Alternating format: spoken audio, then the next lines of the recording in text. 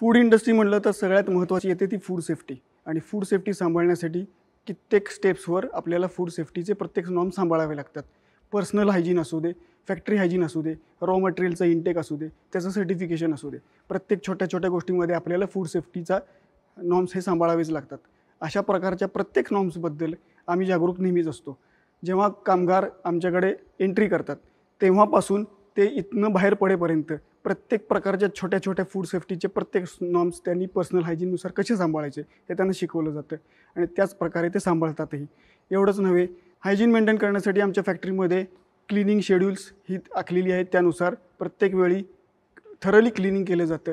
Raw material घेतानासुद्धा ते नीट check करून तपासलं जातं. त्याच्या प्रत्येक फिजिकल, केमिकल, बायोलॉजिकल कंटॅमिनेशनला कसं अवॉइड करता येईल याचा आम्ही कायम प्रयत्न करतो आणि आमचा कायम हा प्रयत्न राहतो की आपल्या कस्टमरपर्यंत हे सेफ प्रॉडक्ट कसं पोहोचलं जावं आणि त्यासाठी आम्हाला प्रत्येक स्टेपला जे काही करता येईल ते आम्ही प्रयत्नपूर्वक करत असतो.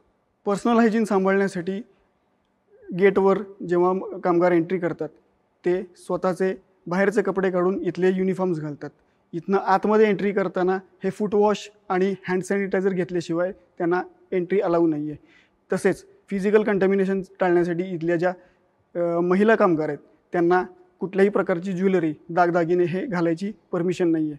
प्रत्येक प्रकारची बायोलॉजिकल कंटॅमिनेशन टाळण्यासाठी हेअर कॅप्स आणि ॲप्रन्स हे कंपल्सरी आहेत. अशा प्रत्येक प्रकारची पर्सनल हायजीन इथं सांभाळली जाते. अशाच प्रकारच्या प्रत्येक सेफ्टी नॉर्म्सला जाणून घेण्यासाठी आमचं चॅनल ज्याचं नाव आहे BMJ ऑन एअर त्याला लाईक करा, सबस्क्राईब करा, शेअर करा.